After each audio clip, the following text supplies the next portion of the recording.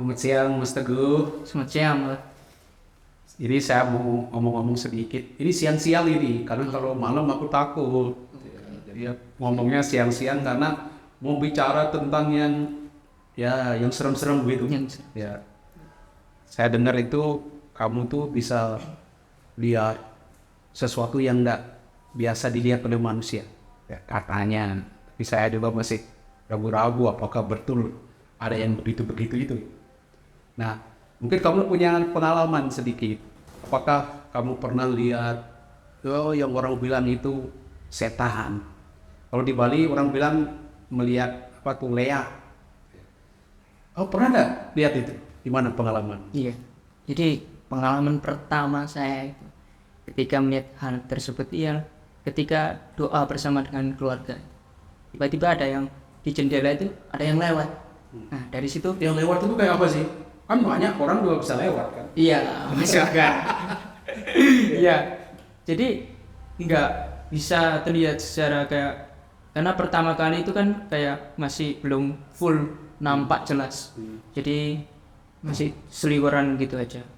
Nah, saya kira itu ya cuma angin atau apa. Tapi lambat laun kok lama-lama dari perasaan terus timbul adanya rasa kayak takut yang tinggi. Akhirnya tiba-tiba kayak maghrib itu saya kelihatan nampak di tangga.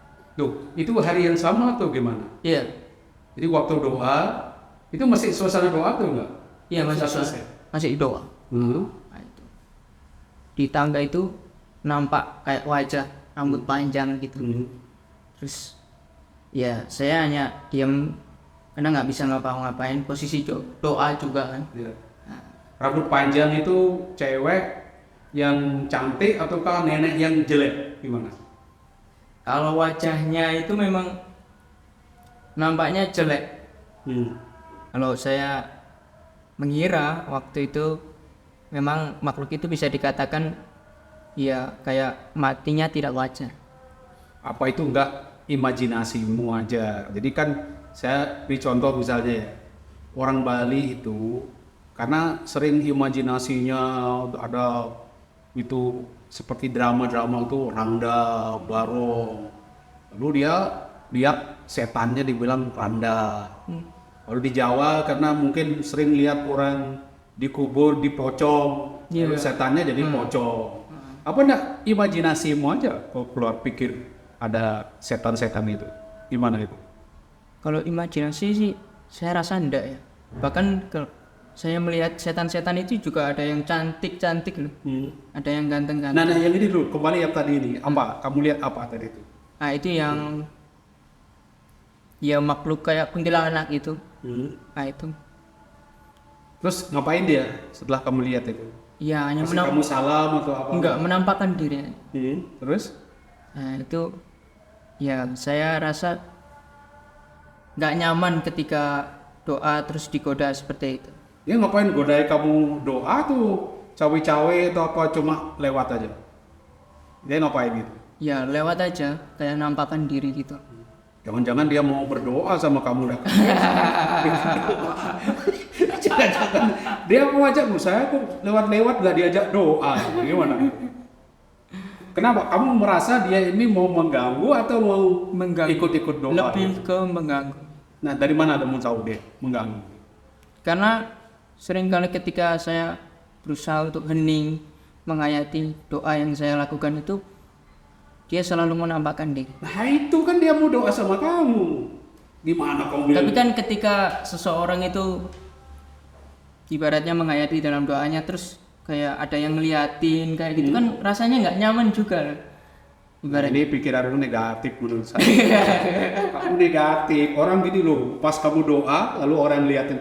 Berarti dia kan pingin juga dia doa. Mestinya kamu ajak, ayo sini ikut doa. Mestinya gitu reaksimu, malah nggak mau nih ngajak doa. Malah pikiranmu jelek itu gimana? Kamu nggak pikir itu? Apa itu jangan-jangan rohnya orang mati atau apa? Nggak mikir ke sana? kalau rohnya orang mati pun saya tahu. Biasanya orang yang kalau rohnya orang mati itu meminta doa. Itu ya. Gimana dia minta doa ini gimana? Iya, kayak dia menampakkan diri untuk menuju kesempurnaan. Iya. Yaitu ngobrol dengan saya. Gimana ngobrolnya tuh gimana dia ngobrolnya? Iya. Ketika itu saya berdoa sendiri, tiba-tiba menampakkan diri. Kayak apa? Kayak apa? Orangnya seperti apa? Yang ini laki-laki. Kamu kenal nggak orang itu atau Enggak kenal. Nggak kenal. Terus? Setelah itu, ya saya mengajak ngobrol orang itu. Orang itu bercerita bagaimana kematiannya, sebelum kematiannya itu. Setelah itu, ya ini kayak, Dia bilang apa? Sebelum kematiannya dia bilang. ya memang matinya itu karena penyakit yang jenis itu. Setelah itu dia berusaha untuk memohon pertolongan ya kepada Tuhan melalui perkataan saya untuk mendoakan. Kenapa dia minta didoakan? Karena mungkin ya kerabat atau keluarganya tidak mendoakan. Nah, itu dia meminta doa kepada saya. Nah, kalau pikiran saya ya hanya sekedar berdoa saja, ya saya akan doakan. Terus apa ini kan setan itu kalau Yesus bilang ke iblis itu kan raja segala dusta. Iya. Nah, apa enggak kamu pikir ini iblis yang mengaku-ngaku sebagai orang yang meninggal, yang sudah meninggal minta didoakan? Nah, aku tanya dulu, dia ketika minta didoakan tuh di mana? Kok bisa tahu dia apa dia ngomong atau gimana? Kok bisa tahu dia lagi minta didoakan? Pertama-tama yang terjadi itu saya diikutin terus. Dan akhirnya saya terasa dan ya saya mengajak untuk berkomunikasi. Ya. Lalu ya bercerita dan akhirnya dia minta doa. Jadi yakin kamu merasa dia betul-betul minta didoakan gitu? Iya. Jadi dia mau ngomong tolong didoakan saya, padahal kamu tidak kenal dia? Enggak. Sama sekali tidak punya bayangan sebelumnya ini kakeknya siapa, ini bapaknya siapa, nggak punya? Enggak. Lah gimana kamu mau percaya? Kamu tidak kenal sama dia? Ayo. Ya gini, karena menurut saya ketika saya melihat hal seperti itu, hal yang saya rasakan pertama-tama kalau memang auranya itu sangat panas dan bertentangan dengan saya, berarti saya anggap bahwa roh ini jelek. Jadi kau mau bedakan kalau hawanya panas itu roh jahat, kalau hawanya dingin roh manusia gitu.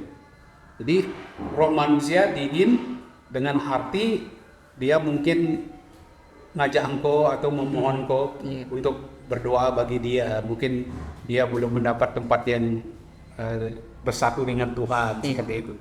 Kan saya sudah bercerita juga tentang pengalaman saya itu. Saya sendiri pun merasa tidak enak, tidak nyaman juga terkadang memiliki kemampuan seperti ini.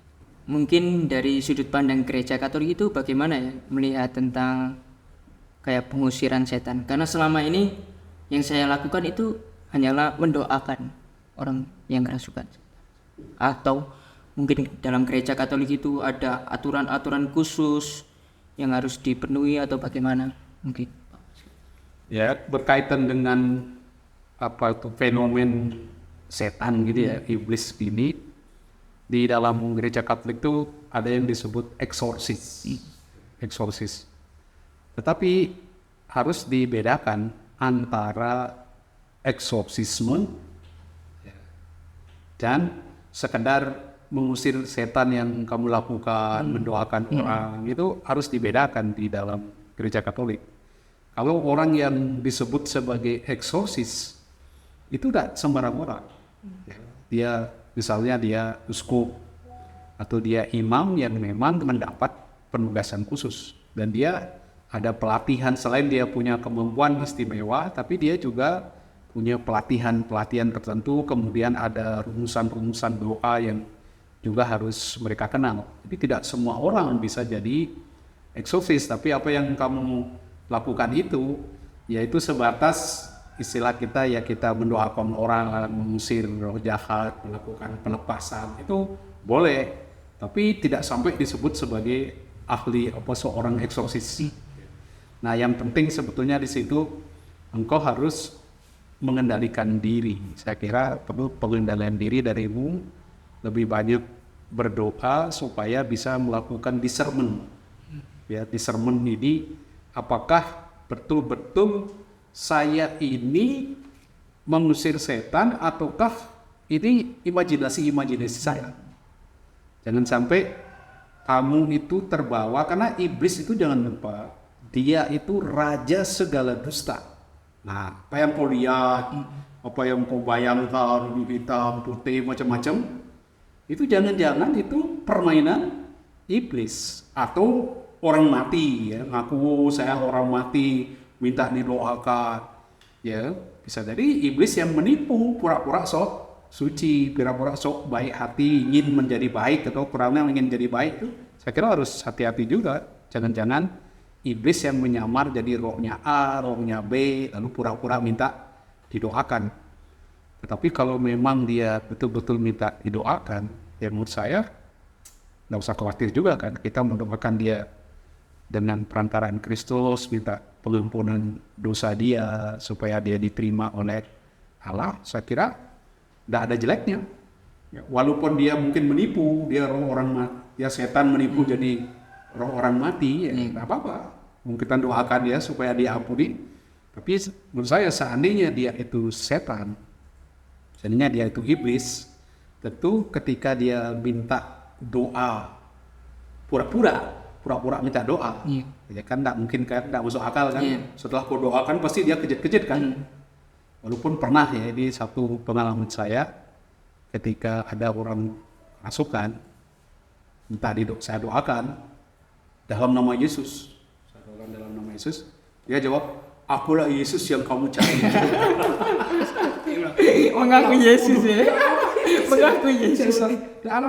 Akulah Yesus yang kamu cari. Wah, saya bilang, ini gimana ini? Wah, akhirnya saya ingat doa Salam Maria itu, saya katakan, kalau kamu Yesus, kamu pasti menerima Maria. Ayo, jadi itu saya terbantu di situ bahwa dia tidak terima Maria sebagai ibunya, malah mungkin ada kontras. Ini yang saya maksudkan bahwa ya di dalam gereja Katolik itu diakui ada eksorsis, tapi tidak semua orang yang melakukan doa seperti kamu, pelepasan gitu tidak disebut eksorsis. Ya. Harus sah, harus resmi, tapi kita boleh mendoakan apa itu orang untuk melepaskan orang dari gangguan-gangguan roh, cuma selalu harus hati-hati. Jangan sampai kita tertipu oleh iblis itu sendiri. Ya, itu. Saya kira itu. Terima kasih atas sharing-sharing yang kamu berikan.